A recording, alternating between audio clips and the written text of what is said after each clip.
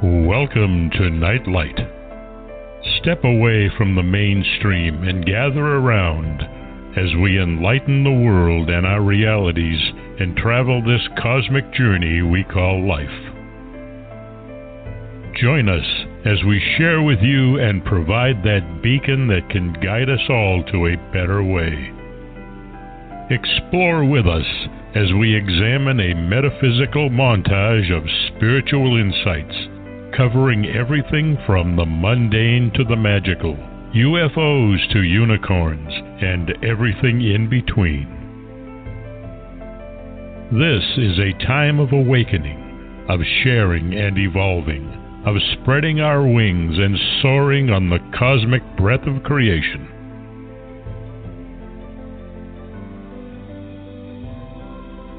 Come and join with other light-minded spirits as we weave our lights together to seek understanding, enlightenment, and, with a little luck, some wisdom. This is Nightlight, a reminder that you are never alone.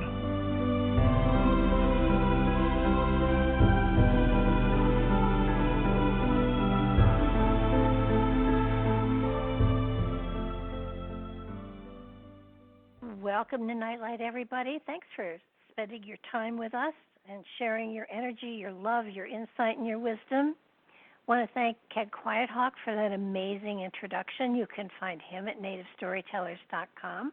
Check it out. It's an amazing site, and you'll learn a lot about our history that you never knew before. Mark has an amazing couple of people on tonight, so I'm really looking forward to this show.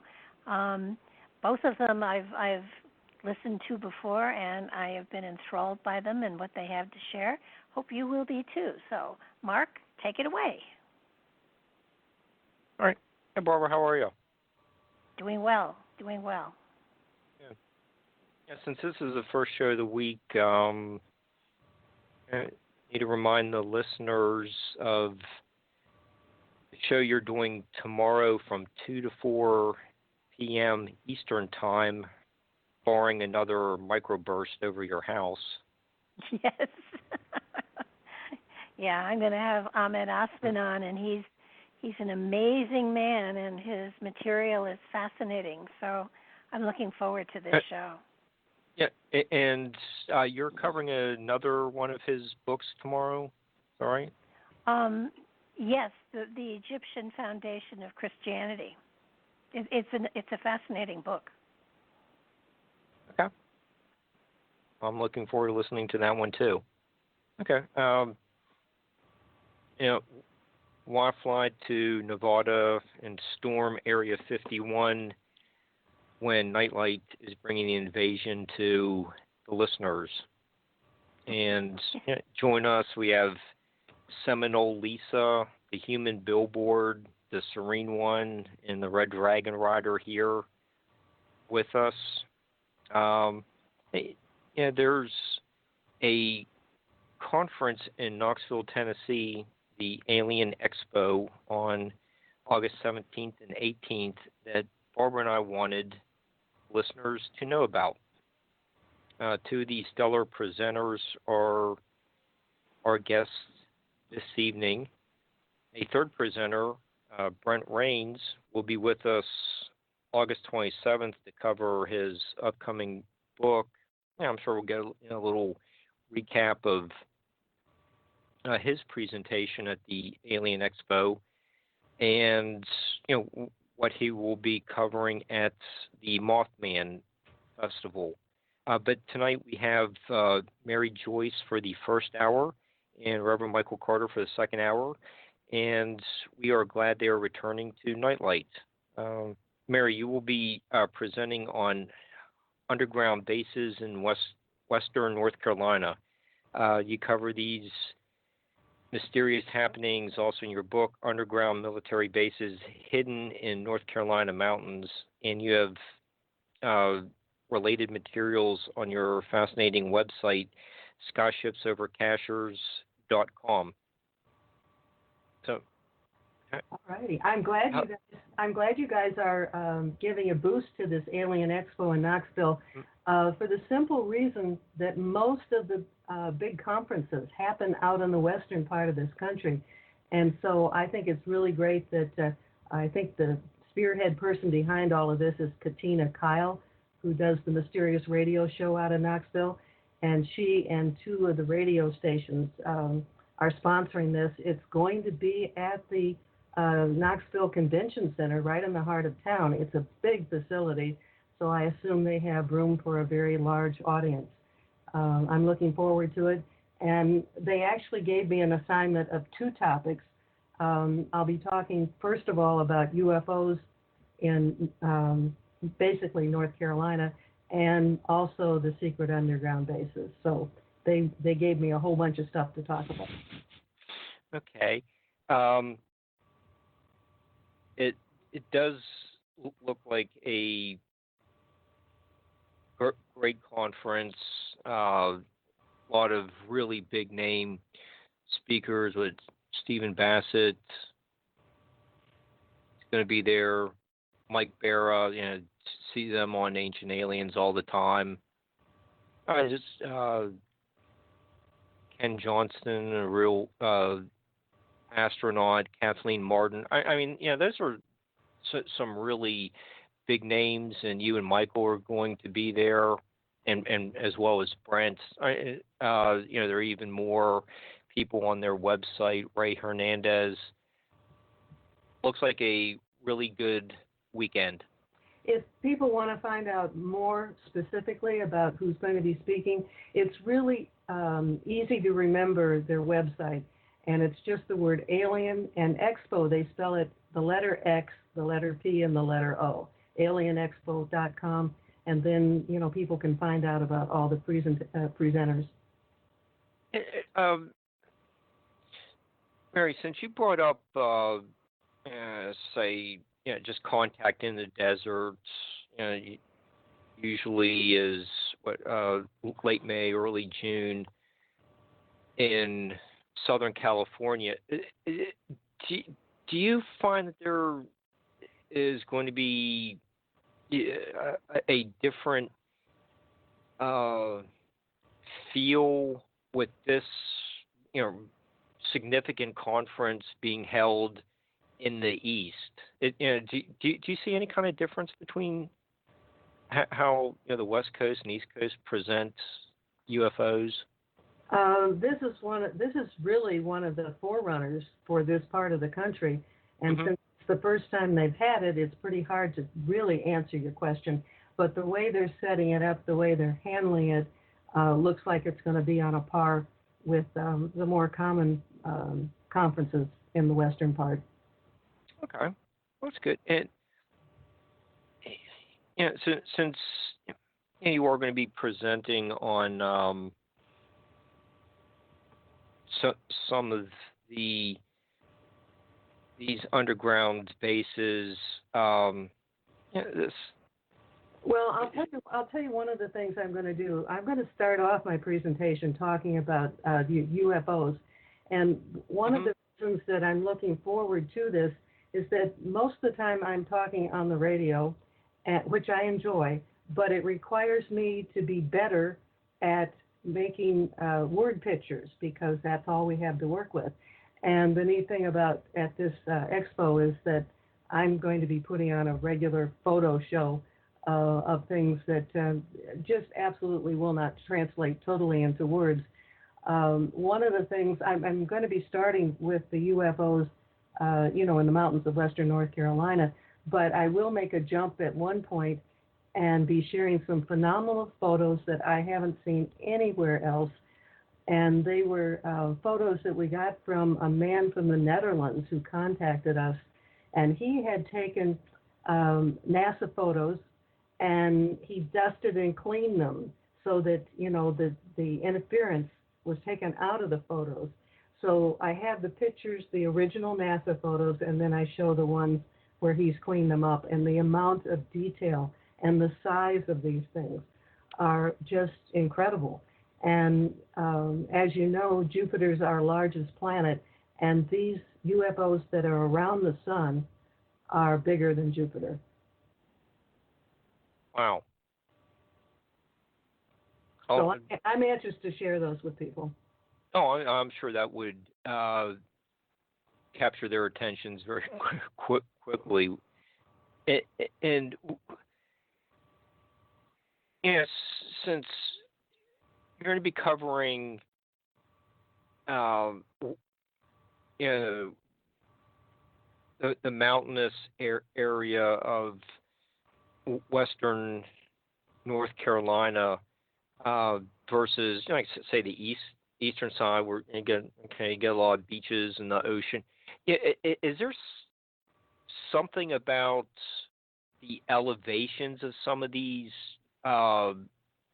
mountains that are attracting more UFO phenomenon sightings? And we started our website because there were so many UFO sightings over Cashers, which is a mountaintop town here in western North Carolina. And there is a mountain there that's well known in this area. It's called Whiteside. And it is predominantly granite and crystal. Now, if you know about crystals, they are to this day used in radio and computers and electronics. Watches and it has been speculated for a long time that the spacecraft might very well use that like an Omni, which planes would use under normal circumstances. Oh, okay. That's putting it into perspective. I was just wondering. I think there's more reasons than that. There are a lot of natural caves underneath the ground here in the mountains, and I think that has attracted our own military. It has to be at least one factor in building these underground facilities, because they could expand upon empty spaces underground that are already there, and I'm sure that's helpful. Okay. And so what are you seeing with these bases? Or are you able to go to like a opposite hill, a mountaintop, and look down to what's going on? How are you observing some of these mountaintops where they go in? We can see some of the ones with like Google. We get most of our information from people who have high security clearance, who've been closely involved. The average person is not going to be able to see this. Like, there's been a lot of talk about Area 51 and everybody, charging the place. But that is a place that is spread out over a very large area. There's lots, I'm sure, underground, but a lot can be seen from the surface. That is not the case with the ones in North Carolina. They are pretty well hidden, and you really have to find out about them. Okay. Are there dimensions of these entrances, landing pad, working pads? Have they leveled some of the mountaintops? No, you don't. You have to kind of erase the whole image of Area 51, which is easily accessible from the air, and you can see, where planes or UFOs or whatever could easily land. We see and get reports of UFOs around these different facilities, and we've seen them over the entrances that, we're aware of, but you do not see landing fields like you would in Area 51. It's quite different. Okay. What kinds of crafts are being reported? For the most part, around the bases, we would be getting more of the saucer-shaped. We do get reports of that type of craft going in and out of a lake that would be just to the west of like one of the centers. It's referred to as the Perry Center. It's an acronym for Pisgah Astronomical Research Institute. It has a lot of stories behind it. It originally was part of the Department of Defense during the Cold War. It was used as a tracking station for satellites and, whatever else might fly over. It is no longer technically part of the Department of Defense, and the most visible part, the part that can be seen or even visited on the top, is like a capstone cover for what's underneath. Excuse me.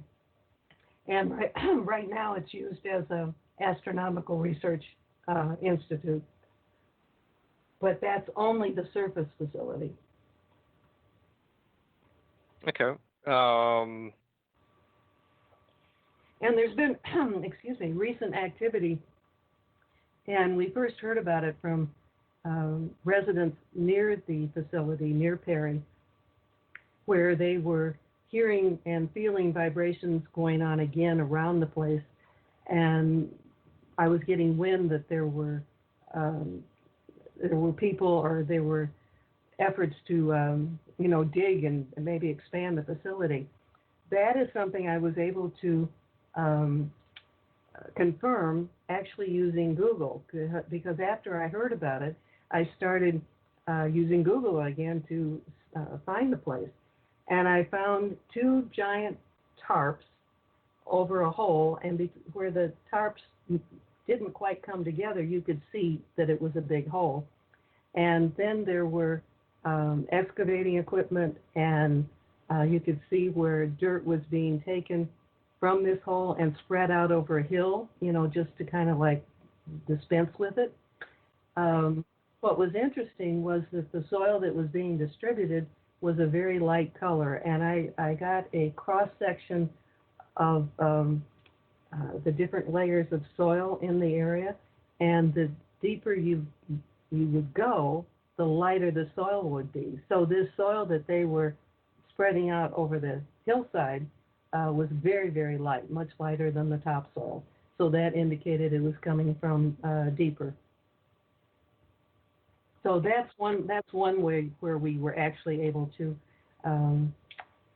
show people how they could find it for themselves on the website, or using Google. Okay, so there's a little something that you could see externally, but you've been able to confirm that there's some kind of boring going down, but do you know how deep they're going? There's no way I'm going to know that.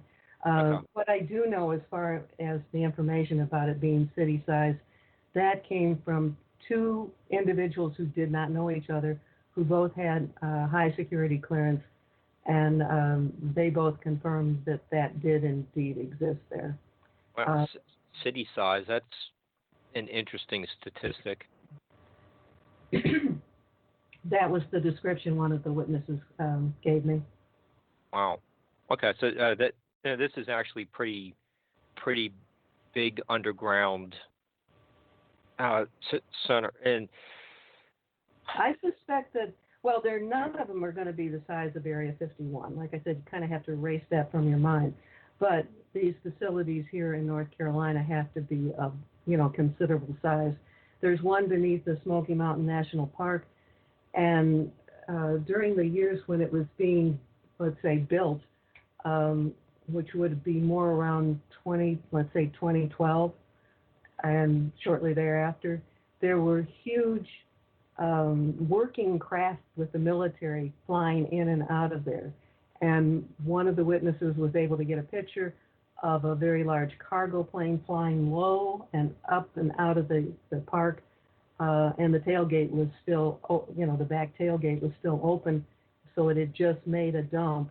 And then we got 2 photos of Osprey helicopters being used, dropping off big cartons like railroad boxcar type shapes being dropped from the Osprey. So there was a lot of evidence that way, in addition to lots of vibrations coming from beneath the earth. People who would get near to where we believe the entrance actually is have heard the sounds of like a pylon being pounded into the ground, like you would be building a bridge. They've heard vibrations. Everything that coincides with construction. Okay, so sounds like there is obviously the military involvement, but who's behind it, and what's the purpose? We know there's like the Greenbrier that's bunker. That's so outdated that they let the public know about it. Yep. And now you can have tours of it, which means, nothing like that exists now. Everything's got to be way beyond it. Yeah. And back in 2011, we had two former Air Force officers who were doing their own investigation of the Perry Center, and one of them told me that I don't know how confidently they said this, but they believed very strongly that there were underground tunnels connecting the Perry Center to other facilities along the spine of the Appalachian Mountains. And again, you can get confirmation in some of the weirdest ways. The Perry Center is at one end of the Balsam Mountain Ridge, and we've gotten reports in the past from people who live along the Balsam Ridge, and they would report for a period of time, sometimes just a short amount of time, sometimes for weeks, of underground grinding and pounding and mechanical sounds beneath their homes, and then that would cease to be, which would indicate tunnels being created, because, once they get through, they're done. So that was kind of an indirect way of supporting what this Air Force officer had told us. Okay, well, if you've heard people talking about there are all these bases under the spine of the Appalachian Mountains. Is there some rail service or something that's connecting all these places that have to be miles apart? Or a bus service?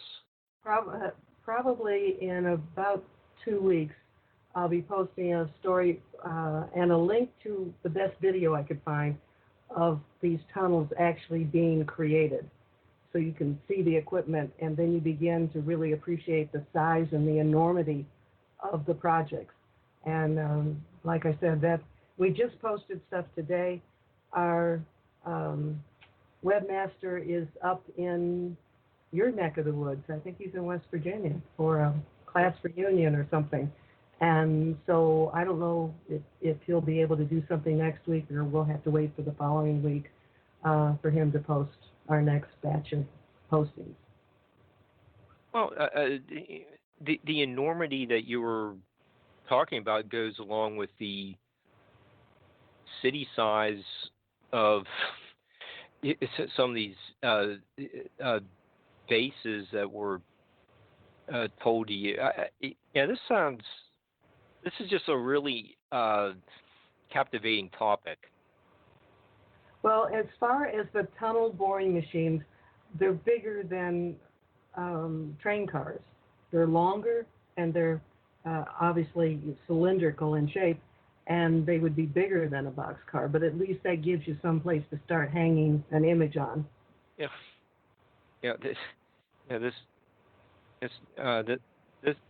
This really is fascinating. It's like, and so during your discussion at the expo next month, you'll probably be bringing up the United Nations workforce who has also been seen there. What's their role in this massive digging project? I don't know if anybody has all the answers to the question you just asked. Back in 1972, the United States, under President Nixon, signed on to the World Heritage Treaty, and that put some things in our country under the jurisdiction of the UN. The Smoky Mountain National Park is one of those. So even though it's within our country, it is still under the auspices of the United Nations.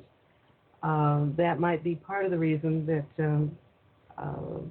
in this area there's been, sightings of German and Polish and UN troops practicing maneuvers. So I don't know, kind of all very interesting. Oh, yes, it is. And I learned about that before I ever got into the website. We started the website Skyships Over Cachers in 2008, which is 11 years ago now. But I moved here to North Carolina in 98. And it was shortly after that that I began to hear about people seeing these foreign troops in the forest, doing things or practicing or whatever. One of the first guys who confirmed it with me at that time owned a sporting goods store, kind of a back in time type store. And that's where all the good old boys would go and, congregate and have their conversations. Mm-hmm. And so many of them, when they were out either hunting or riding their all-terrain vehicles, would run into these troops. Okay. It sounds like there's a small population in the area. I haven't been there. I've been more the North Carolina beach side, but is this area where all this activity is going on? Is that just really like expansive sections of where very few people live, or you got a couple smaller towns scattered here and there? I would say, as a general rule, they are in very low populated areas. Okay. That's what it sounds like. If you're going to hide something, might as well hide it where there's not a lot of people to figure it out. Yeah, I just wonder with the few people riding ATVs through the area, and you just like come across troops. I just wonder what the population size was. Well, people also have run into in the park, in the remote areas, probably when they're getting too close to this area where we're pretty convinced the entrance must be. They've run into park rangers who are carrying machine guns, which is very odd. Yes. Another thing, this is just popping into my head, but there were two men at the fish hatchery in Cherokee, and the water flowing from the river or the creek was just, pretty much drying up. So these two men from the fishery went up. It's like a dirt road that would follow, one-lane road that would follow the creek or the river. And they ended up running into these supposed rangers, and who told them to go back. And those men did lose their jobs very shortly after that. And what was interesting is that at the very top of the mountain that would feed water into the fish hatchery, there was a reservoir which was completely dried up. But there was a 50,000-gallon water tank that had been half buried in that reservoir, and there were pipes going from that down into the ground.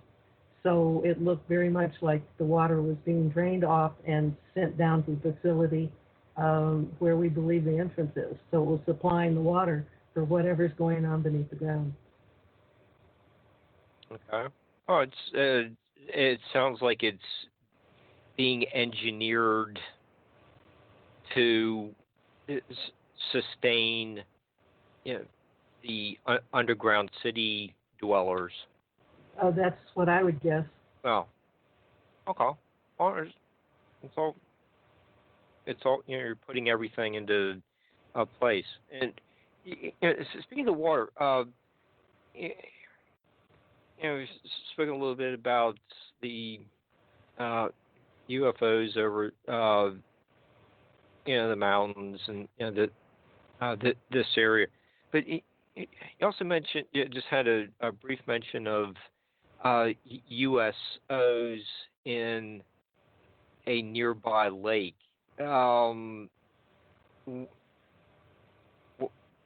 What's being reported on that? It just this is interesting. It's just air and water phenomenon that's going on. The spaceships are impervious to air and impervious to water. I don't even choose to use a different term for them because they're the same thing. By the way, when I was at a recent Bigfoot conference in Georgia, I was doing an interview with a man intending to get a Bigfoot story from him. And the more I talked to him, I found out that he had been in the Navy for like 10 years, and part of his responsibility for half of that time was to be on ships that would track submarines. And so he was all over the world with that. And on 5 occasions, he and his crew or teammates or whatever saw a huge underwater UFOs going beneath their ship, much bigger than their ship. And they were required to report that officially, but they had to report them as bioluminescence. And a bioluminescence would be these little critters that, almost like algae that live in water, and they self-illuminate. Well, these UFOs, which is what they really were, would change color completely. I can't remember right now, but it would be like yellow, blue, red. And so if it was a bioluminescence, all those little critters would not be changing color at the same time. And that's what they experienced. But I thought it was interesting the Navy required them to list it as a bioluminescence. Okay. And Mary, you also discuss the there's almost like aside from the guardians around the entrance with the machine guns, there are also what appears to be some kind of like defense system that causes people to start having panic attacks as they get a little closer. I call it a human bug repellent or human repellent. I've experienced myself, and each time I was with other people, and we all experienced the same thing. And as we got close to the Perry Center, you just began to get this kind of icky feeling in your head, and it's like you wanted to get away. And from everything I've been able to piece together talking to different people who know things about this, they're using some kind of electromagnetic pulse or something that people find unpleasant, and it kind of repels people. If there was one gal who went near the entrance to the facility and again, she's above the entrance. She's on a mountain overlooking or being on top of where the entrance must be beneath the Smoky Mountain National Park. And when she drove up there, it was a real clear day. Sun was shining, the birds were singing, but as she got closer to this place, she noticed that suddenly it was quiet, no birds were singing. And the longer she stayed there, she went from, having just a weird feeling in her head to having a headache to feeling nauseated or nauseous. And then when she finally began to leave, then those symptoms subsided. She also, while she was there, heard and felt the mechanical sounds from beneath the earth. Okay. The plot thickens. This is just a really fascinating story, Mary. Yeah, there's so many that I can only speak for an hour, and there's no way I can touch on everything, but at least I'll give people a good picture show. Yeah. Okay. So, when you do your like PowerPoint presentation, are you going to be covering and you do have some of the information on the skyships.over.cachers.com website, but will you be making some pointing out some commonalities between what you've discovered going on in Western North Carolina and Antarctica, and what all this new information that's coming out? I'm not going to be touching Antarctica on this one. I have an hour, and I've been assigned UFOs over this part of the country and underground bases, and I will not be getting into that. No. Okay. All right. Yeah, I'll have to do an Antarctica show. We've covered so many things. There's no way I could cover everything in an hour, and you know that too. Yeah. We could. We can always turn you loose and fill up 3 hours. By the way, is your cohort still there? Is she listening, or is she just running mechanical equipment? No, I'm still Barbara here. should still be there. You're still there? Well, I wanted to, when I was hearing the intro with the man with the wonderful voice, somewhere in his words he was talking about wisdom or ancient wisdom. And I wanted to share with you something that I just recently posted on the website, but it's from an experience I had back in the 1980s, and it might be kind of up your alley. And when I lived on Cocoa Beach between Kennedy Space Center and Patrick Air Force Base in the late 1980s, I was fortunate to meet a number of NASA folks. And one of them was an engineer who lived just down the beach from me. And one day he surprised me when he arrived at my door with a gift, and it was a box of 24 books. And these were not ordinary books. It was a complete collection of esoteric philosophical books by Alice Bailey. And if that name is not familiar to anyone, she is, does that go back to the 30s, I think? It she does. was getting telepathic information from someone that's known as the Tibetan, like a Grand Master, and he dictated these books. There was two things that surprised me in this whole encounter with this engineer. First, that he had a box of philosophical, esoterical books. That surprised me. And they dealt with, spirituality regarding the solar system, destiny of nations, meditation, healing, psychology, telepathy, and a whole lot more. But the second surprise was that he said that many of his coworkers had read the books too. So here we have engineers at the Kennedy Space Center reading ancient Alice Bailey Tibetan books. Wow. I thought you might find that of interest. I think it's very interesting because it used to be that people just shied away from people that were doing spiritual stuff, and now it's almost it's so common that people don't even they're not upset by it. And where once we used to be burned at the stake, now people are asking for advice and information, which I think is fabulous because it's so important that people do get into that aspect of themselves. So that's really cool. Yeah, I thought it was too. And I've known that for years, but for some reason, maybe it was all the talk about Apollo 11. Suddenly my experiences in that part of Florida just came rushing back to me. I thought, I really ought to share that. And that's the first time I've ever really talked about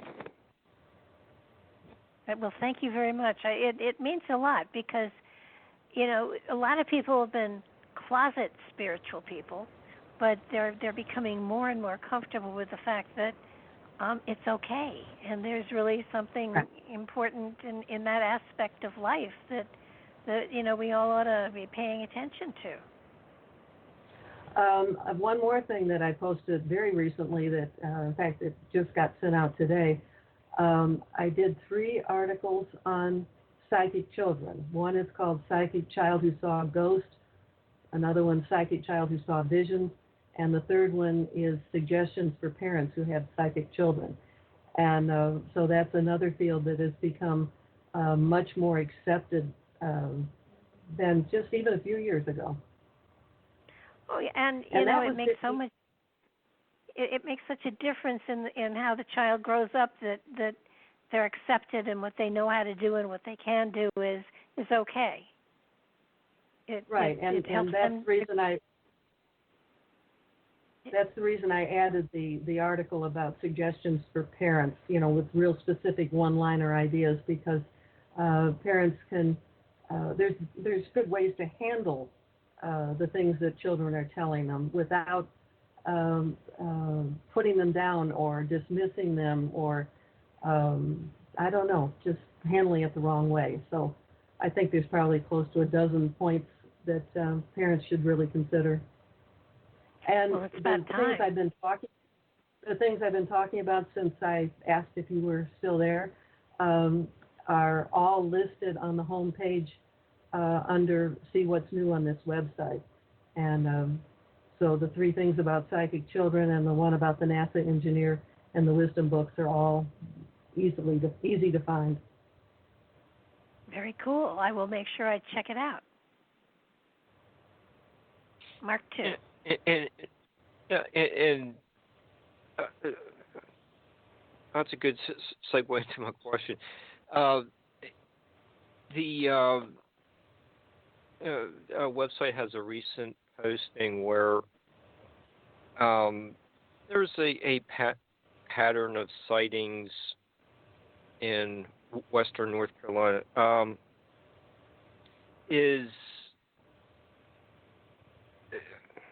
The premiere of the episode on Ancient Aliens last Friday discussed a pattern in the Hudson Valley.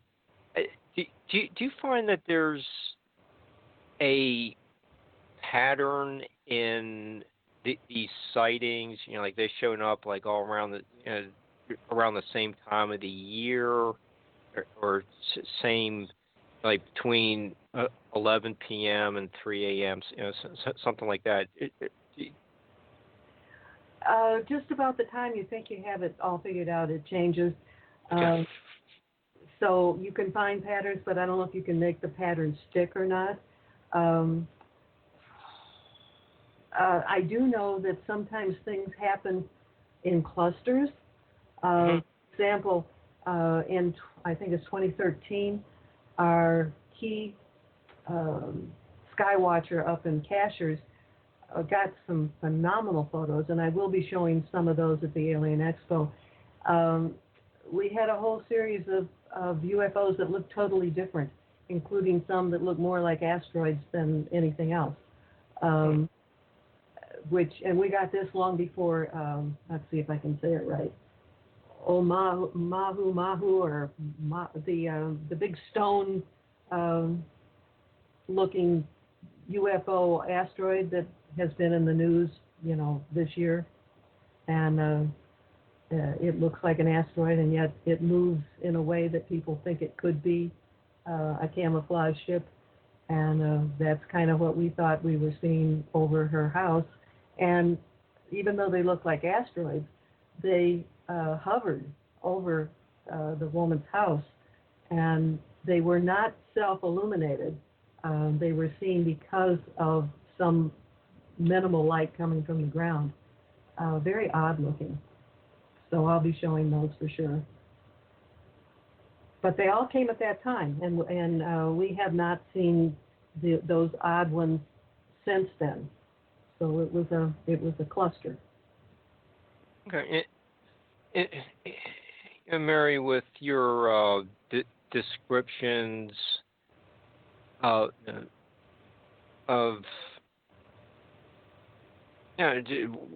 what we could probably imagine going on, and these lengthy tunnels and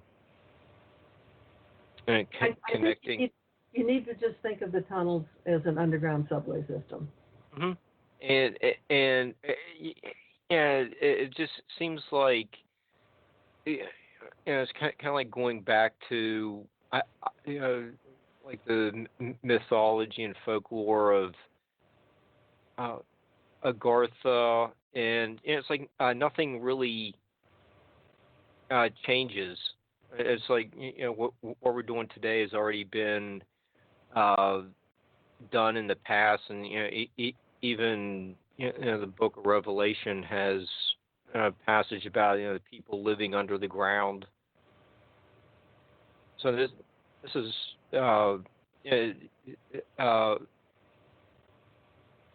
just what you've been discussing is just a continuation of ideas that have been around for thousands of years. They're just being more fully developed.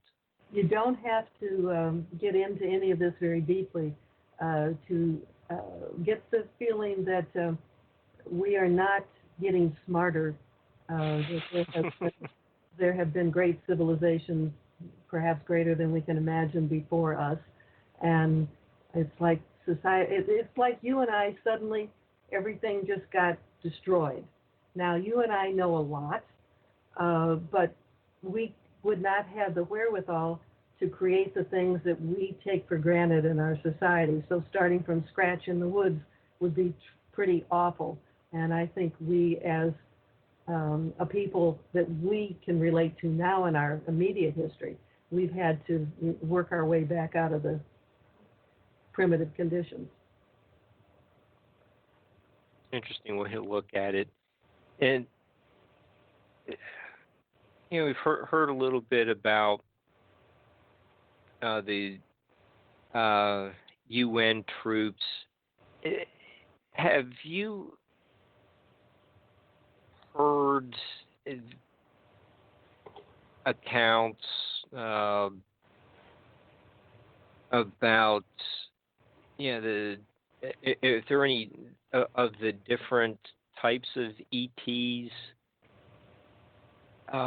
being at these locations?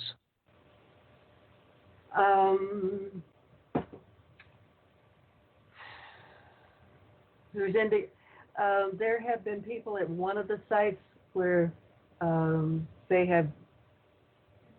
where that seems to be the case.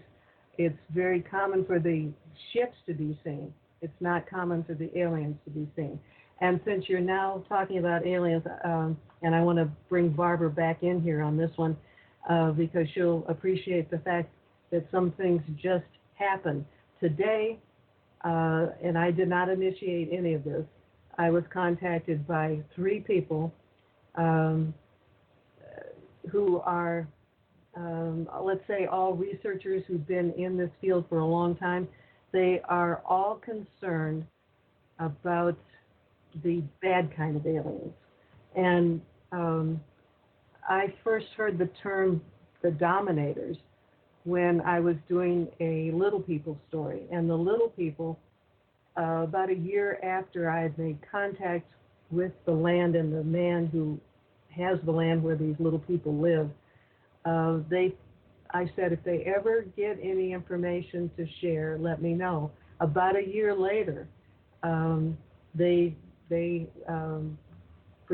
was given a message from them. And one of their biggest concerns is a group of ETs they call the dominators.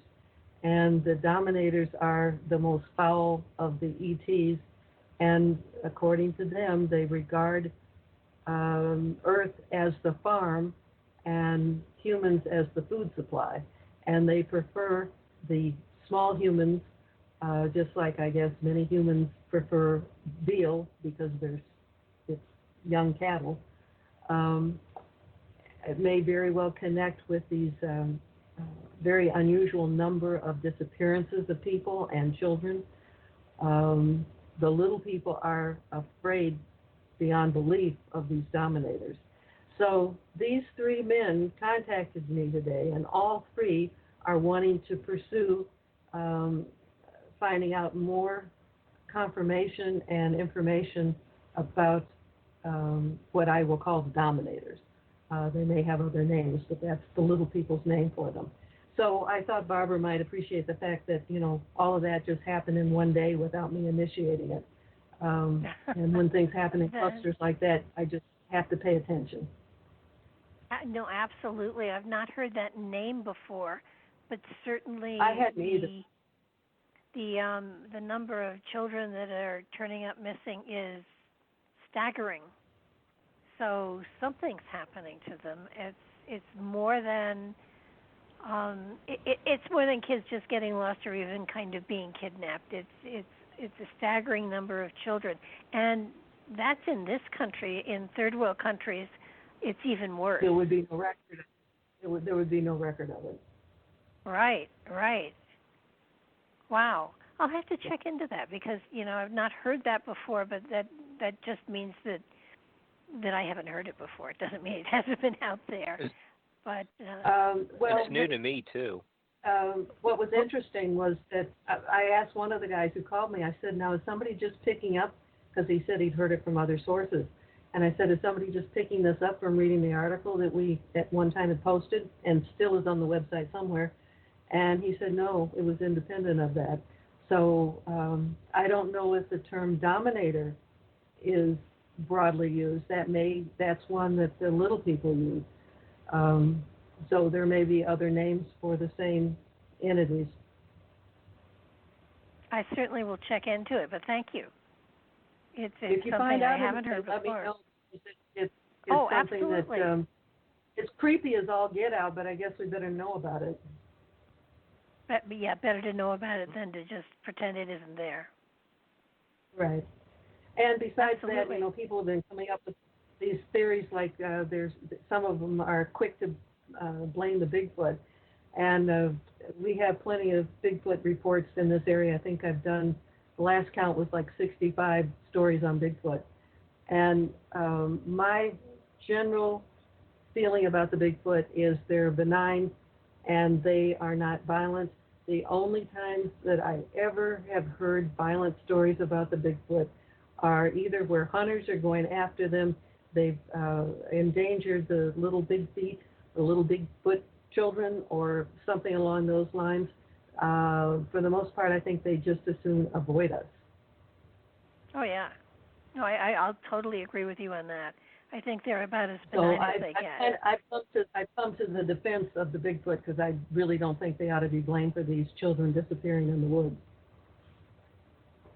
No, they would be more inclined to rescue them than anything else. That's what I feel. Okay. And Mary, we have about 5 minutes or so left. With you, is there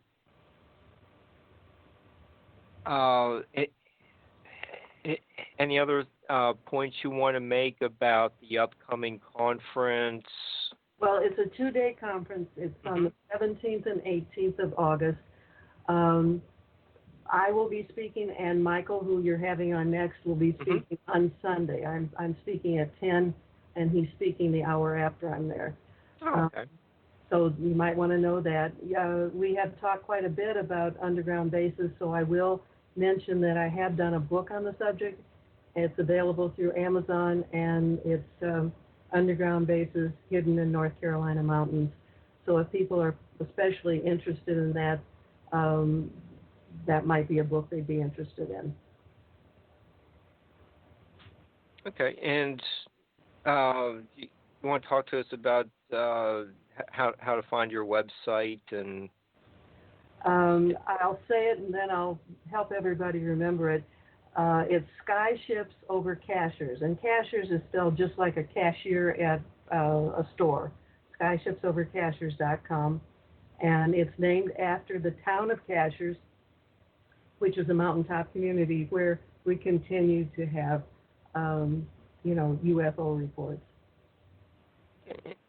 And your books are can also be found on Amazon. Yeah. Amazon, right. And the other two books that are available through Amazon, one is called Cherokee Little People Real, and I guess that should be mentioned because I've been talking about the little people being, so afraid of the dominators. And the other book is one that's totally different than anything else I've done, and it's called Tangible Evidence of Jesus. And it's scientific and archaeological information that just broadens the understanding of who the character of Jesus really was. Okay. This sounds like a really fascinating weekend conference. I hope so. I hope it's a big success for everybody. Okay. And should be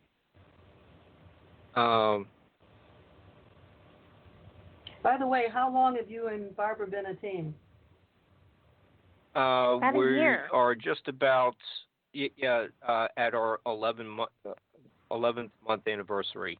So you've almost been doing this a year. Mhm. All right. We're really pleased with it, and we just appreciate all the guests who have helped us to expand just a little bit more than the previous week. Very good. That's what you want. Absolutely. Okay. Okay. All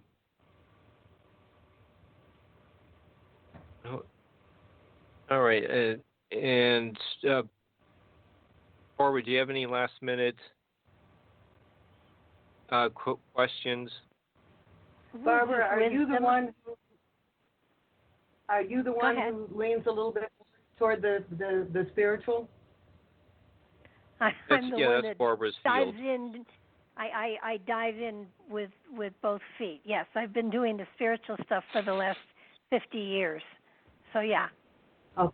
That would be And me. how would you define Mark's role in all of this? He's more into the historical stuff and the ancient antiquities. So that he brings the dirt and the rocks, and I bring the spirit and the unicorns. That's a quote for you. I don't know if that can be a. Well, it's not exactly a good advertisement. I did do the documentary on the Secrets of the Stones with my late husband, so I am into the ancient artifacts that are here in this country and megaliths and stuff like that. But basically, my fundamental background is the spiritual stuff. So all right. it's every now and then I get in a little deeper than Mark is comfortable with, I'm pretty sure. And then for sure he's brought some topics to the show that I know nothing about, and I'm always fascinated to listen when he does shows on them. So it broadened the spectrum that Nightlight could cover, and I think it's worked out quite well so far. Very good. And since I think you have a minute or so left, I would like to emphasize that anything in my books or on the website is very visual. I try to write in a very condensed fashion that's easy to read. I boldface things so that those who skim things will at least slow down for the important parts. And there's visuals or photographs with just about everything we post.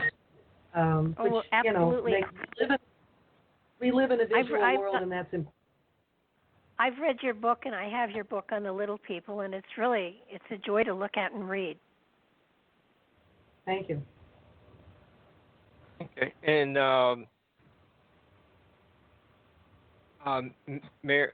Mary, we do have Michael here. So somehow, my producing skills actually work this time. Mary knows I'm not that good at it, but these spirits got us through to have a smooth transition. So while we have Michael here, might as well get you two to say hi to each other for the listeners' enjoyment as well. Hey, Mary. Hey, it's good to hear your voice. I look forward to seeing you. How are you? I'm doing real well. Usually I follow you. This is unusual for you to follow me. Well, it's all good. Life always balances out. Michael and I have met a couple times at what I call our Asheville office, which happens to be the DoubleTree Inn, where we usually can find some corner to talk in. We have much to talk about when I see you in a couple of weeks. All righty. Well, you guys have, I don't want to get into your time here. You guys have a good second hour. Okay. Thanks, Mary. All righty. Take care. Big hug. Bye-bye. Bye-bye. Oh, so she's terrific. That was really interesting. First hour show tonight, and our listeners should recognize our second hour guest's voice. Reverend Michael Carter has been on Nightlight many times. You've seen him numerous times on Ancient Aliens, in the TV show UFOs, The Hidden Evidence. He's the author of Alien Scriptures, A New World If You Can Take It, God Consciousness, A 30-Day Journey to Achieve God-Centered Thinking.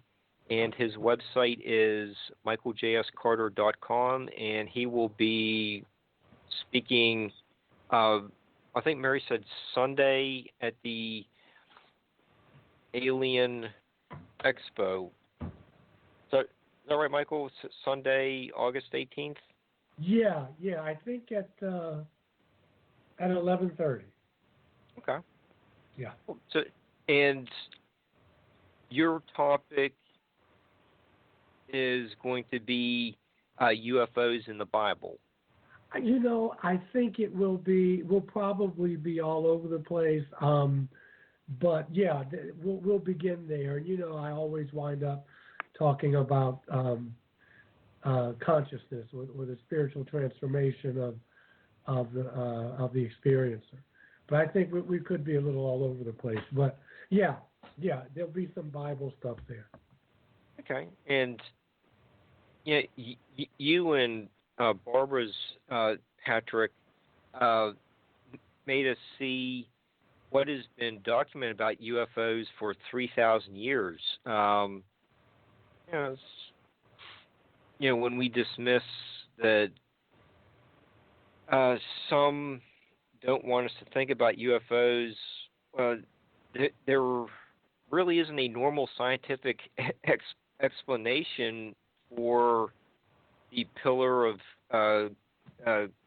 clouds by day and the pillar of fire by night in the book of Exodus. I don't know how else you explain that other than you just have to look at this as a real, very early documented UFO case.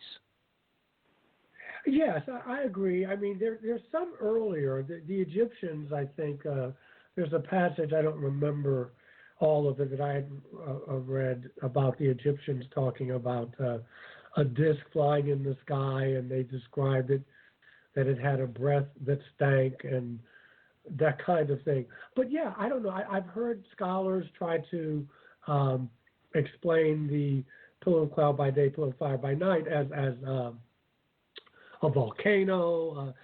I mean, they're very creative.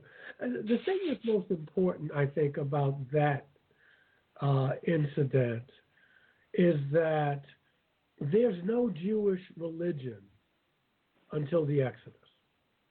That's what is vital to understand.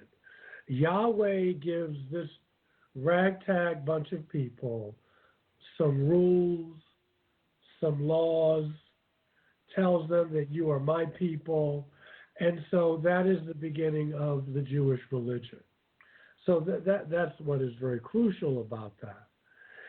And I think that, and I guess one could argue it, but science can answer a lot of questions, but science cannot really answer, science alone does not answer the deep spiritual questions. They can tell you maybe what something is, but they may not always be able to tell you why. A purpose that for you to find, science will not be able to tell you the purpose of your life, for instance.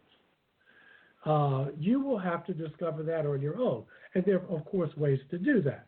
But so science can only take us so far by itself, just like religion can only take us so far by itself.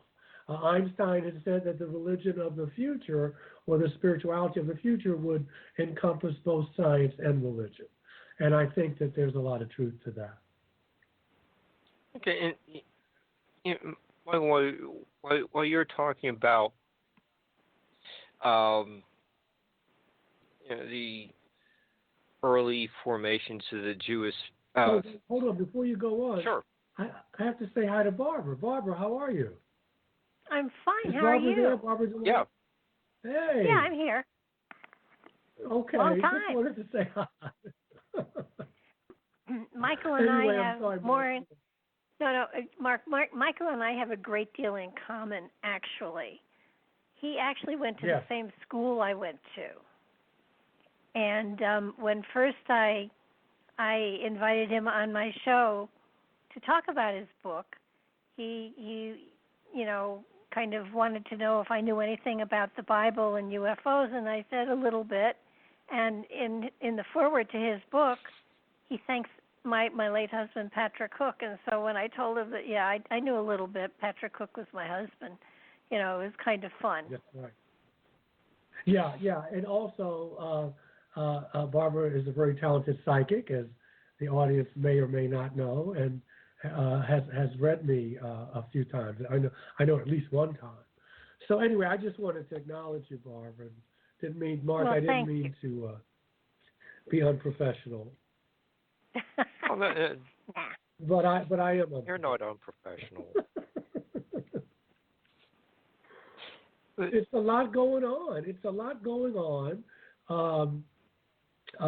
And we were talking earlier about the wonderful array of speakers, and each person has their own perspective, and they have their own little niche, and I think that's wonderful, because there are many different ways to get from here to there, and I feel that it's going to be a wonderful conference. And I was saying before that one of the things that intrigued me about the conference is that it's being produced by a woman of color. And I mean, I would have done it anyway, but things are changing, and I'm seeing more diversity at some of the conferences. Not a lot, but still more. And I'm talking to a more diverse group of people about their experiences, and so that's been. I'm looking forward to that. And of course, some of the people I've worked with before, on various shows. So things are looking up. We have the Air Force. Not the Air. My God, I'm dating myself. We have the Navy pilots coming on and telling us about things we already knew, probably things they already knew but weren't allowed to say. So we're in the midst of a lot of change, and it can be scary, but this is life, and so you grab it by the horns and you go with it. There's a lot of knowledge out there, a lot of wisdom, a lot of disinformation. It's a lot of stuff out there, but we weather it.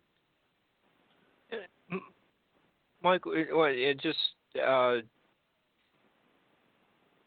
continue with your line of thought. Barney Hill pioneered a lot of the concept of coming forward. You're a leading orator and on many episodes of Ancient Aliens and all your other appearances. Do you find that there are more African American people or just people of color just wanting to be at these conferences to start sharing their experiences? Yeah, it's a great question. Yeah, I have. When I first started Ancient Aliens, I got a lot of email and stuff from folks who were saying, "Man, it's about time," or "I'm glad there's somebody who looks like me talking about this," and what have you. And again, like when I was at the International UFO Congress in January in Scottsdale, Arizona, there were more, and I'm seeing it more. I'm being introduced to more people, and it's refreshing because they're looking for a place, much like I was. Who can I talk to about this stuff and people not think that I need to be locked up somewhere? Because it's very cultural. I mean, it's not just the African American community, and I want to be clear. I cannot speak for the whole African American community, but I will say this: it's a very Jesus-centered community. And I'm painting with a broad brush, so people out there just know that. And a lot of it is, where is Jesus in this? Or it's a threat to the standing theological position. And again, not only with African Americans, but it can be. You can walk a tightrope. I have my dear sister, my dear half sister. We are very close, and she is evangelical, and I do Reiki, and she will not accept any of it from me. She's very leery of it because she says, "Where's Jesus in all this?" And so we just agree to disagree. So it's a lot of cultural barriers there as well. It takes a lot of courage, no matter what you look like. But again, to answer your query, I'm seeing more diverse audiences, and I'm seeing people who, not like I'm speaking in next year in Albuquerque at a conference called the Human Origins Conference. And the poster that was put on Facebook is really mostly white males. Mm-hmm. And there were some people who, in a way that was palatable, they weren't nasty, they were women, and they were saying, why aren't there more female speakers? Where are the female speakers? And it's a conversation that needs to be had. Not to put anybody on the defensive necessarily, but saying, hey, and this is what Ray Hernandez's his research has shown that these beings come to everybody, black, white, rich, poor, gay, straight. But if you look at the TV shows and what have you, you would think that only a certain group is being visited. And it's time to hear other voices and other narratives. And it will take time, but it is beginning to happen. Okay, well, I just think you're the leading voice of the movement to just discuss abductions and your story. I think with religion I am, and I thank you for saying that. Yeah, and hopefully there'll be some other voices. But I'm the only one that I know of who is a clergy person who's had the experiences, and I've been fortunate to be given a platform. And I try to live up to that, and as far as being as accurate and honest as I can, and so But there'll be other people, just like there'll be more people, and we'll have more narratives. We need to have more narratives, not just in ufology, but just in all walks of life. We need to hear the other stories that make us a people, that make us a country, and that make us experiencers. So I look forward. I'm hopeful. Yeah. And it seems that you've been a well-established minister for a while, but you seem like from an early age to have been destined for where you are now. Does that seem to be a pattern that, as you speak to more people, that this is something that had been happening, from the the mom and dad, and you just kind of felt like there was just something different that was taking you in this direction of being a minister, working with people to help them to heal, bring them closer to God, raise consciousness. I think if I'm understanding your question, okay. Oh God. Okay, Kierkegaard is one of the Danish, the Christian theologian, said that life is lived forward, but it's only understood backwards. And looking back, I can see there was a guidance. There was some type of guidance. Now, I knew from the time I was a child that I wanted to do something around religion. I don't know how. I don't know how to articulate that. And at one time, I wanted to be a priest. Okay. Now, as I got older, I thought maybe I'll be a secular priest, and by that I mean maybe a counselor or a therapist. But I knew I wanted to serve. I wanted to serve human beings. So what I did was I went into the theater. I mean, when I was a kid, I had all these experiences, but I didn't know how to articulate them. And so, and I thought they were pretty normal. But, there was some diverging along the path. For instance, when I became an actor in New York. And so it seemed at the time that maybe I had diverged, but I really hadn't, because I used those same skills to be in front of an audience, to move people, to be able to speak. I use them as a minister. So I feel that there was some type of guidance, even when I was doing things that I wasn't supposed to have done, that was bringing me here. But, I do believe that we have choices. And I could have taken another path, but this was strong.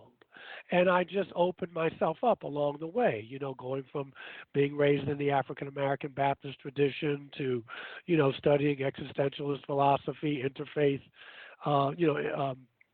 comparative religion studies, what metaphysics, what some people refer to the occult psychic phenomenon. It was like I was being prepared. It was definitely like I was being prepared, studying the Reiki and then having the contact experiences. I was ordained several times. I was ordained in a spiritualist church initially. I got ordained as an interfaith minister, so it was like, and a lot of these things came natural to me, I believe, because I had done this before in other lifetimes. I have been a monk. I have been a whole bunch of things. Not the greatest person and maybe a more evolved person. But I think they were all preparing me for where I am now. But one does not always see that when you're in the midst of it. But I do think that this is, there's no doubt in my mind that I'm doing what I'm supposed to be doing as far as being a servant. That's what I've always wanted to do.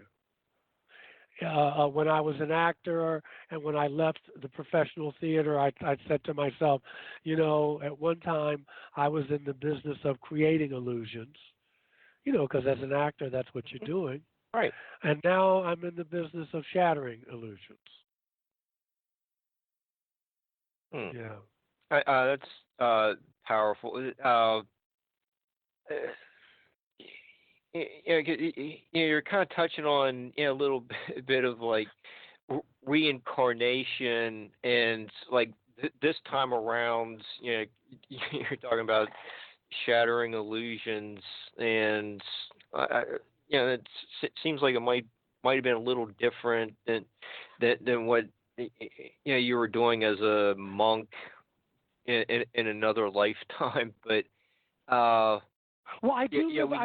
I do live a monkish existence now, but that I don't mean by that just sexually. No, I mean I'm a single man. But I get up. I have the discipline. I get up at 5:30 in the morning. Sometimes I'm at the gym swimming, but I'm at the pool. But I have that meditative practice. I love living alone. I love that kind of solitude because it feeds my spirit. That's what I mean when I'm talking more about a monkish existence. I'm constantly studying and that kind of thing. Yeah, but there are a lot of illusions that need to be broken today, and you're one of the people to do that. Well, I thank you. You've always been very supportive of me, and you've always kind of been in my corner, and I appreciate that. How can I say? I go through this with my congregation. What I try to do is I just try to give another narrative, and just put it out there. I'm not attached to the outcome. Whether it's my sermons or my talks at church or whatever I'm doing, I'm learning, but I don't be attached, because if I have a message, I remember Marianne Williamson once saying that if anybody truly had something worth saying, there's always going to be somebody truly worth needing to hear it, and so. I'm not attached to the outcomes of that. I mean, I will give my message and I let it go. And that way I'm not too ego driven, or they're not getting it, or that's that kind of thing. No, I put it out there, and it's up for people to discern, because I could always be wrong, but it's also up for people to discern in their hearts what resonates with them, and I try to always keep that in mind.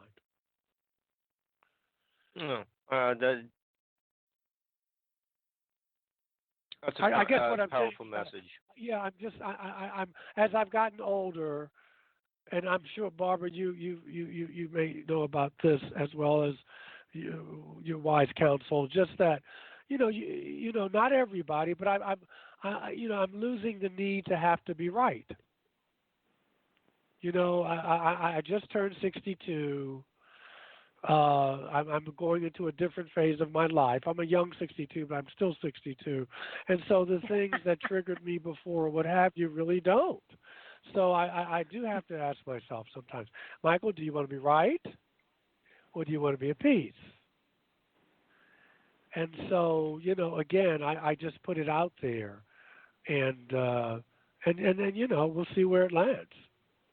Well, it does make life a lot easier that way now, doesn't it? Oh, my God. I mean, it's just the stress of having to constantly be right and to be telling people. And but again, it depends on where you are in your evolution. I had a good friend. I don't even know if Frank is still alive, but he was a Benedictine monk, and he quit the order. He was basically an agnostic, and we were very, very close friends. He was an actor and an artist. And when I was younger, I had all the answers, and I was self-righteous and I wanted to change the world, and he was telling me, Michael, you got to enjoy your life too. Some of the stuff that you're worried about, it will pass. But I couldn't hear that because I was right. And but he was always patient, and he always remained my friend. And now I'm frank. Now I'm frank, and I'm telling other people that, sharing with them. It will pass. Michael, it's pass. I tell people I'm always right. I always tell them what I feel. It may not be what they want to hear, but I'm always honest. So in that manner, I am always right. It may just not be the wrong thing for them to hear. Yeah, I get it. I don't know if I'm always right, because I know that just like you can't believe everything you think, you also can't believe everything you feel. At least that's been my experience. But I'm always quick to say, hey, it could be otherwise. It could be otherwise, and that way my bases are covered.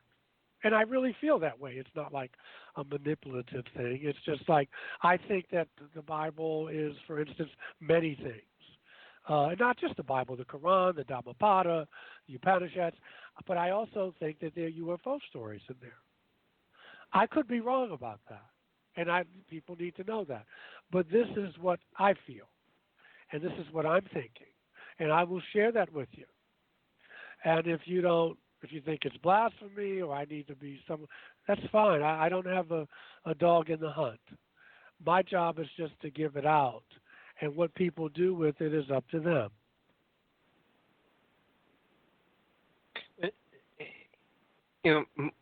Michael, with the messages that you've just given us, new perspectives, you are making us more aware, and you did turn a topic like that into a chapter you contributed to the free groups recent publication. You want to also, because Ray's going to be there as well. Yeah, Beyond UFOs. It's called, this is volume 1. It's pretty thick. You can get it on Amazon.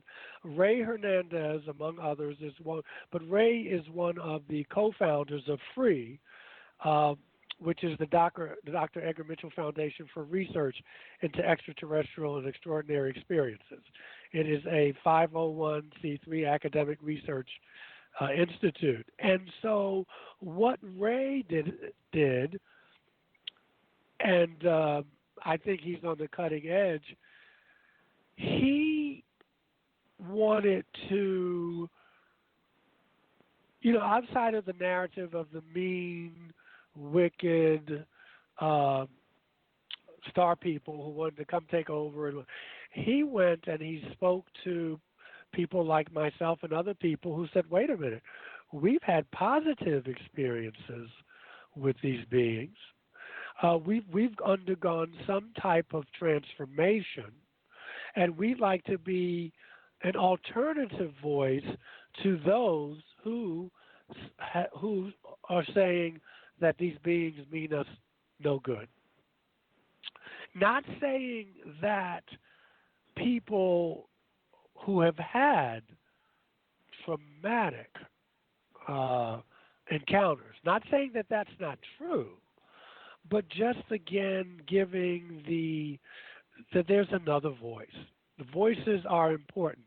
The only person I knew, well, John Mack talked about this, Dr. Richard Boylan, who will be in Nevada in November, wrote a book many years ago called Positive Experiences with Extraterrestrial Beings. And he did something similar, but not on the scale that Ray has done. And it was just offering up another perspective. And I think that's very important Why? I'm glad you asked. Because when you and I were talking today about some topics or how to link certain conversations, we were talking about why all of a sudden the government is starting to just give us increments, bits and pieces of, they're throwing us some crumbs.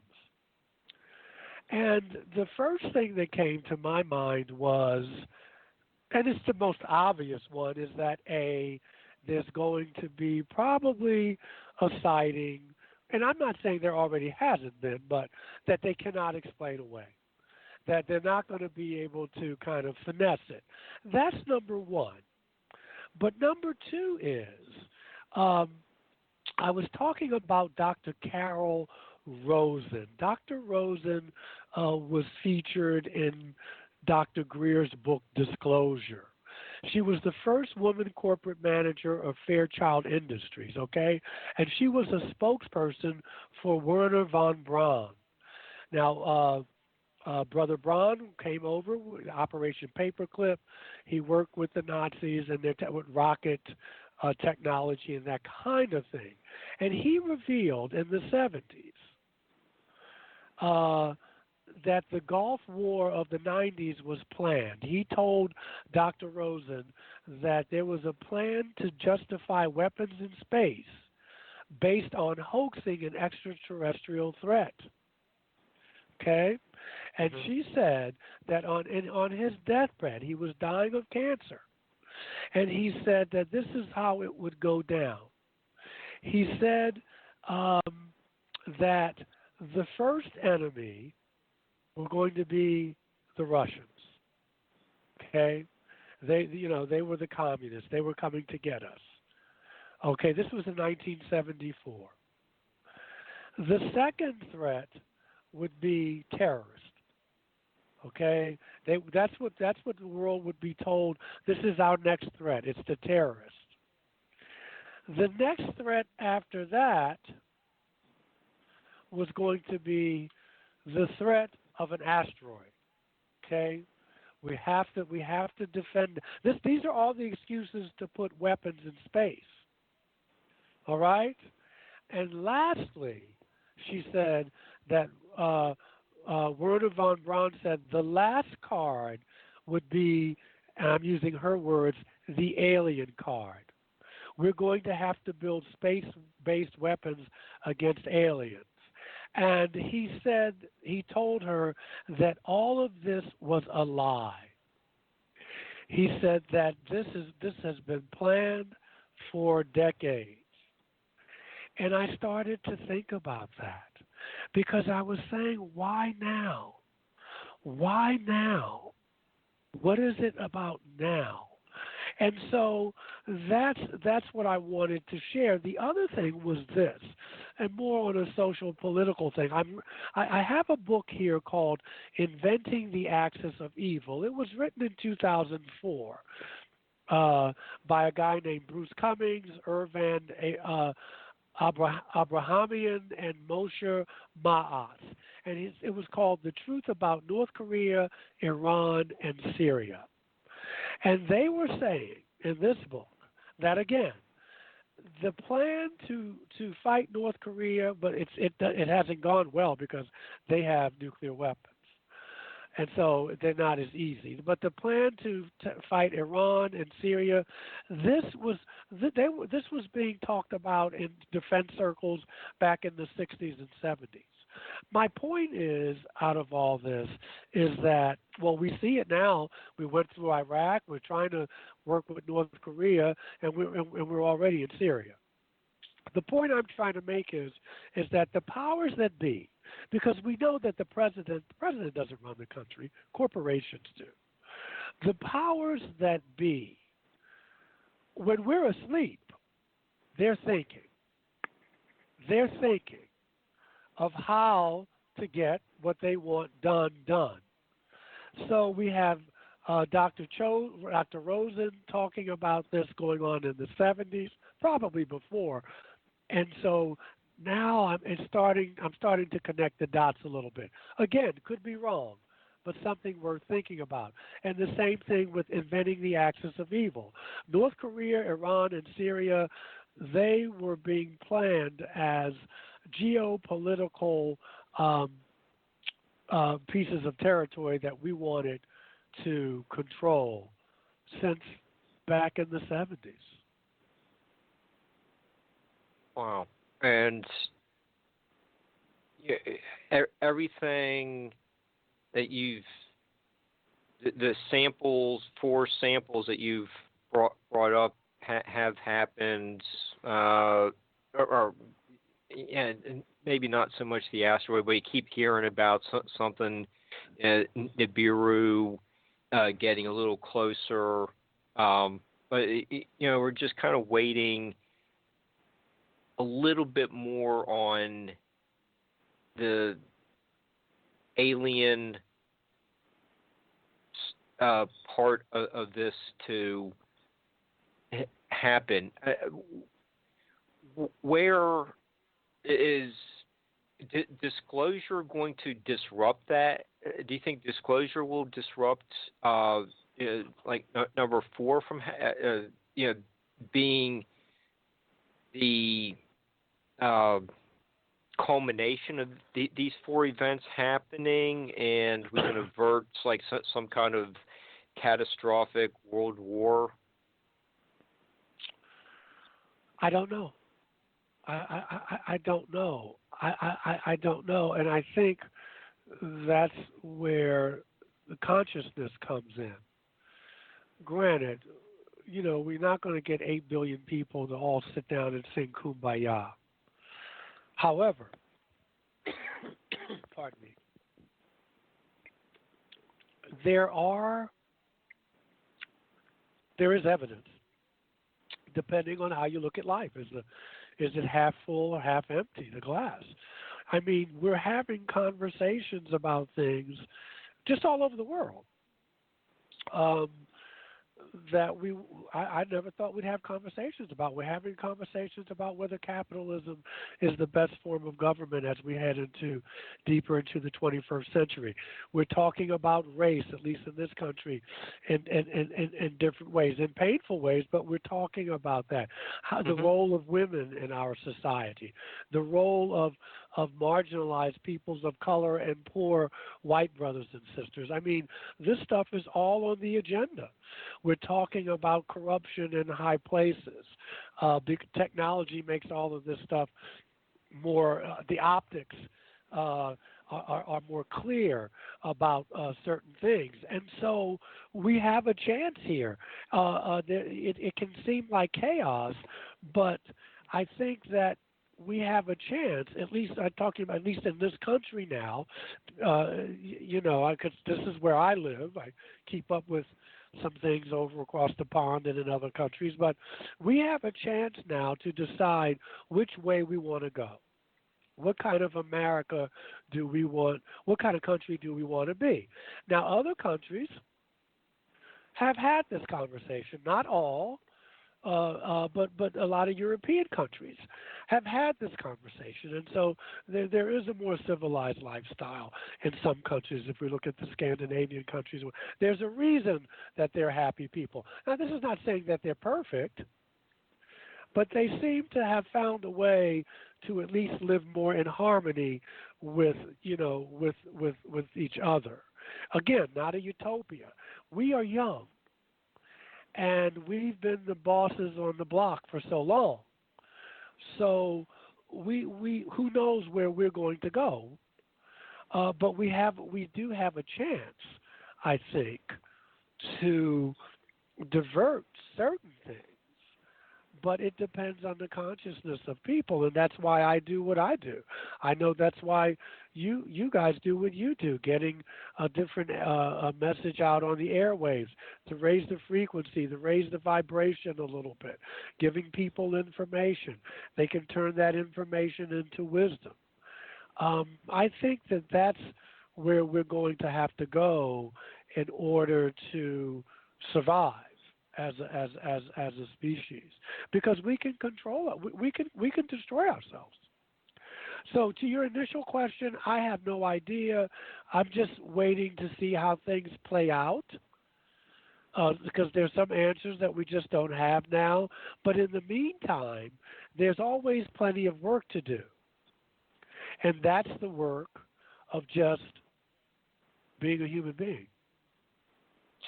Well, as you've been talking for the last few minutes, it's what you said is almost like Christmas Carol and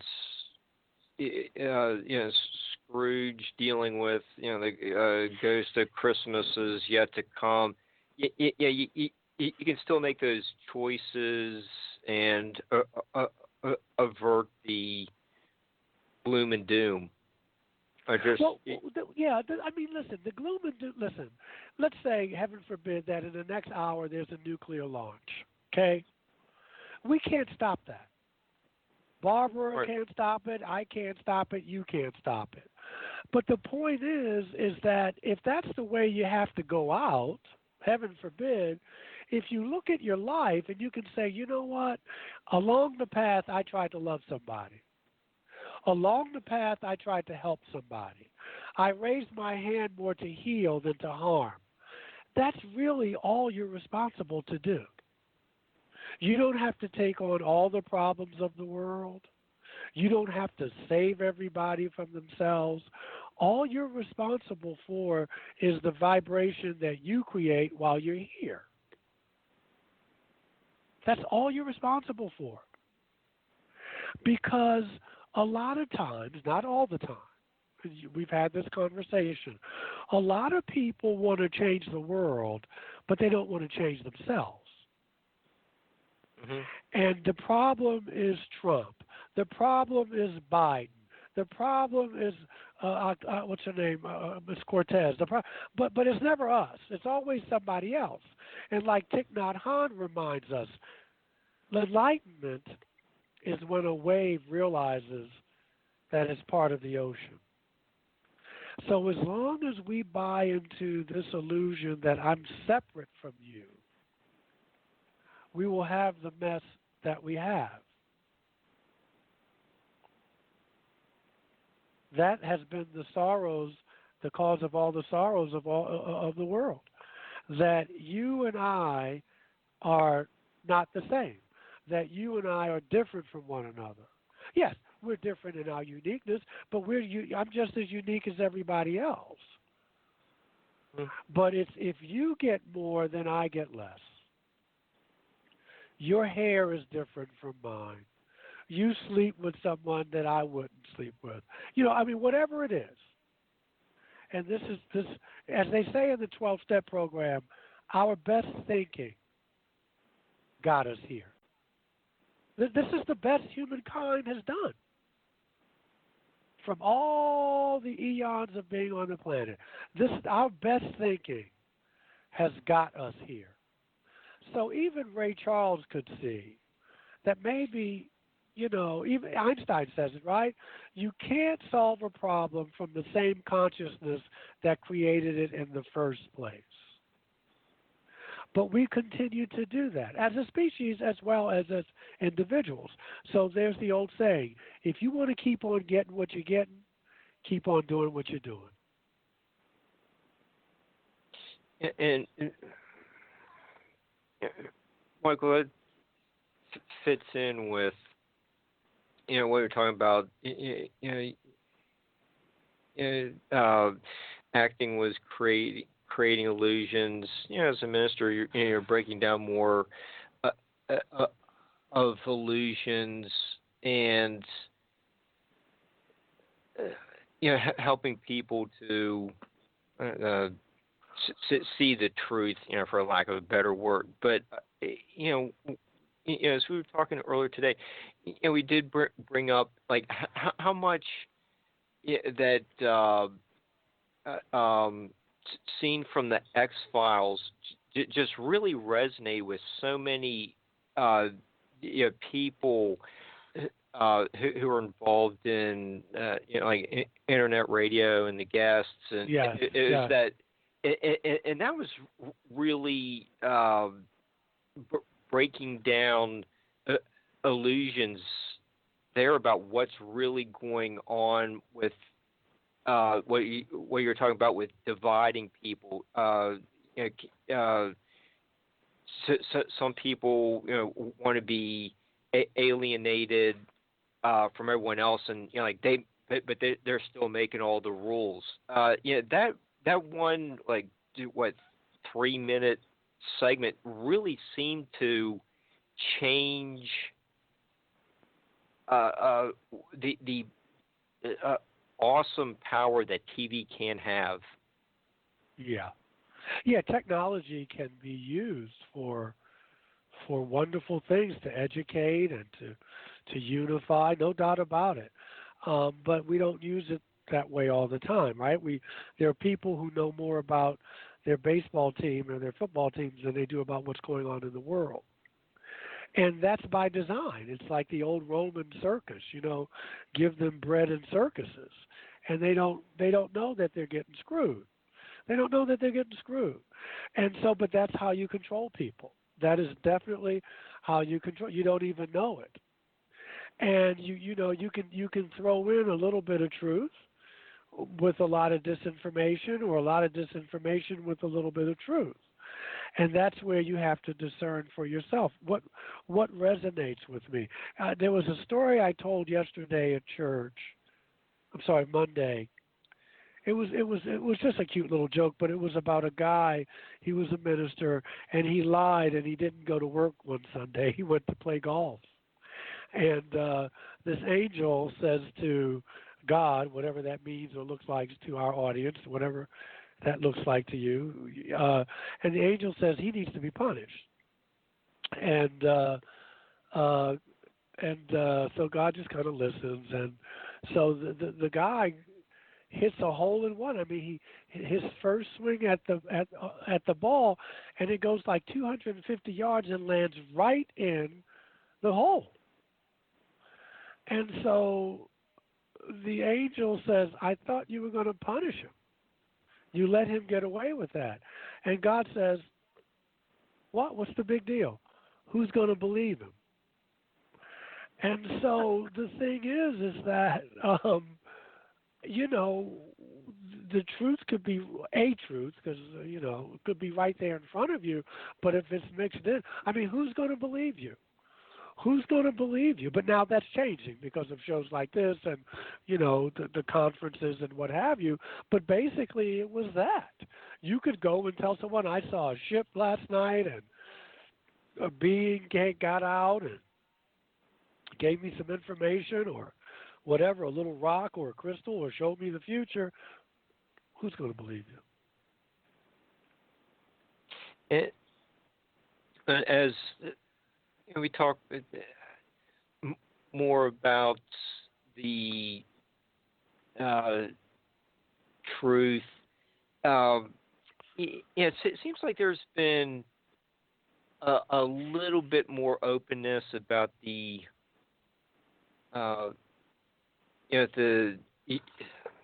military just not flat out denying UFOs.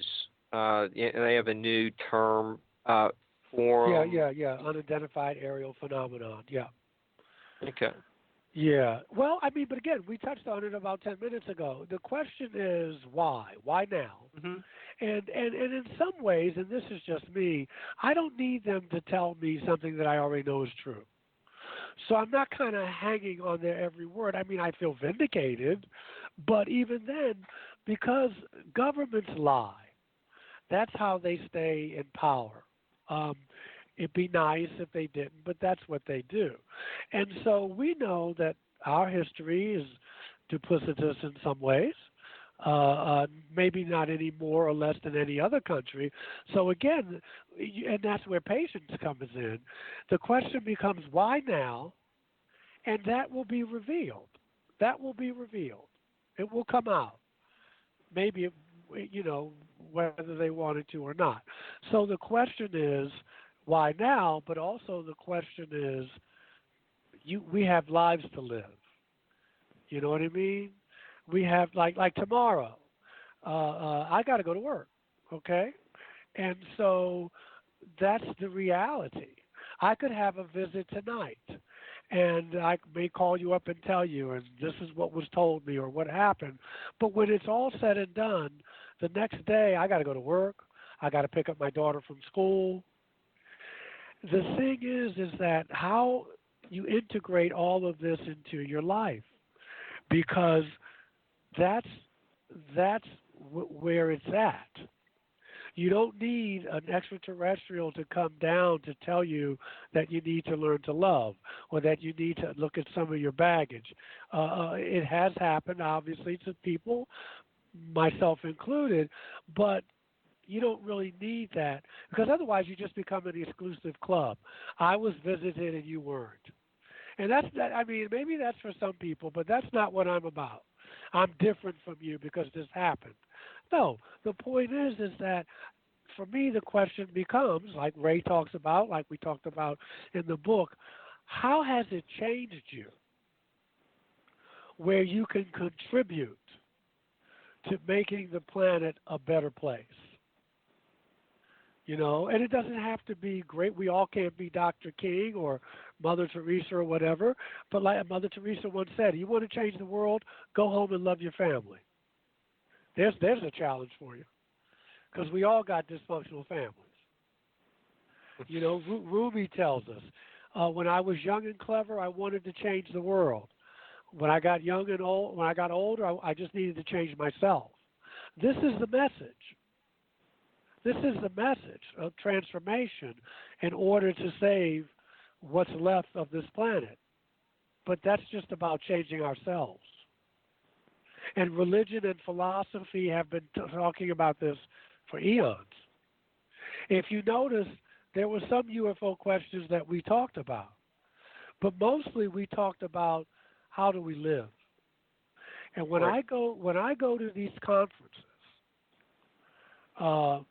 I talk about the Bible. I talk about the Quran and, you know, my interpretations of that. But when I start talking about spirituality, the cultivation of an inner life, to be able, how do I learn to be a better person to deal with my neighbor, you can hear a pin drop. Because the bottom line is, you still got to get up tomorrow morning and you got to live. You've got to live. You've got responsibilities. And that's what I'm trying to get people to see. That, yes, if you're fortunate enough or unfortunate, to, however you want to look at it, that you, because people have seen other spirits and ghosts and stuff like that. I mean, you know, that's part of, you can get on a spiritual path, whether you see ET, whether you see ghosts, or whether you see spirits, or you have great psychic phenomenon, or you're a healer, those are not the path. Those are things that happen when you're on the path. But that's not the path itself. The path is to become a more whole, more loving, more healthy human being. And if you're not careful, you can get stuck in the sensational part of it, and then you miss it. And then you miss life. See, I could walk around saying, well, I see extraterrestrials and they come to me and blah, blah, blah, blah, blah. And I'm walking around like that. I could miss my whole life because I'm separate from you. See, I'm special. I'm special. I'm not special. I had something happen to me, and it changed me for the better, and I want to share it. And people will say, okay, Michael, that sounds good, but they're going to look at the way I live my life. How do I live? And for me, that's the message. That's the message. We're glad you were able to use our forum to get that out there, and hopefully the listeners came away with a new perspective tonight. And well, you'll have even a larger platform next month. In Tennessee, yes, in Knoxville. Okay, so we're down to I don't know, like 3-4 minutes left. Okay. So do you want to tell everyone what it's going to be in Knoxville, Tennessee? Yes, it's going to be at the Knoxville Convention Center. It's called Alien Expo, and it's going to be. I'm thinking it's going to be great. Some wonderful speakers there. You can go online and look at that. And it's from it's Saturday, August 17th, and Sunday, August 18th at the Knoxville Convention Center. There is a meet and greet on Saturday evening, and I think it starts. I think the thing starts at 9:30 on Saturday morning. And if they want to get a hold of you, how do they do that? They can get a hold of me at michaeljscarter@gmail.com, or you can just go to my website, which is michaeljscarter.com. My books are on Amazon, or you can see them on my website. And if you write me, I will respond. Probably try the Gmail first. I don't go on my website as often as I should, even though I did put this on my website this morning. Mm-hmm. So, yep. Yeah. So, and also on Facebook. And it's always a pleasure to be with you and Barbara, and keep on keeping on. And we'll see how this whole thing plays out. Yeah. Well, we're just glad you were here, and just gave us and Mary did too. Both of you gave us a lot to think about. And that's all we can do, and that's all that's necessary. And you open your heart and you say, "This feels good. This rings true," or "This doesn't." And that's how we do. Because you got to be your own. You got to be your own kind of judge, your own teacher, in a lot of ways. And trust. And we trust ourselves. Learn to trust ourselves. I think we're. You're getting us slowly there. Baby steps, like Barbara says. You've given me the platform, so I appreciate it. It's all interconnected. I want to thank you for having me on. I look forward to I hope to get a link from you, because I want to send it to people. Yeah. We'll get it to you tomorrow. Okay. All right.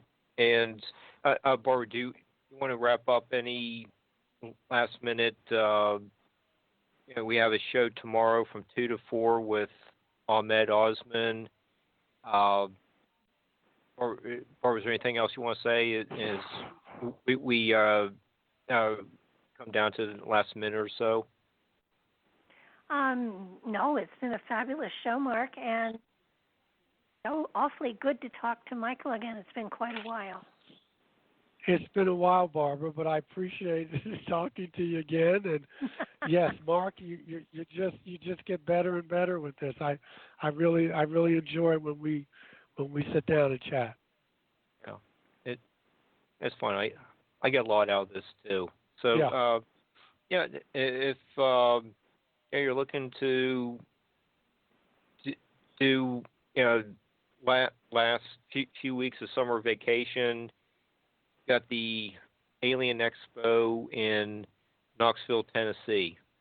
Yeah, and in November I'll be out in Laughlin, Nevada with Paola Harris at a conference on UFOs and consciousness and psychic abilities. So that'll be fun too. That's November 1st, 2nd, and 3rd. Time to say goodnight, Mark. Yeah. Okay. Hey, thank you, Michael and Mary. See you tomorrow. Thanks, Barbara, for producing this. Have a good night. Good night.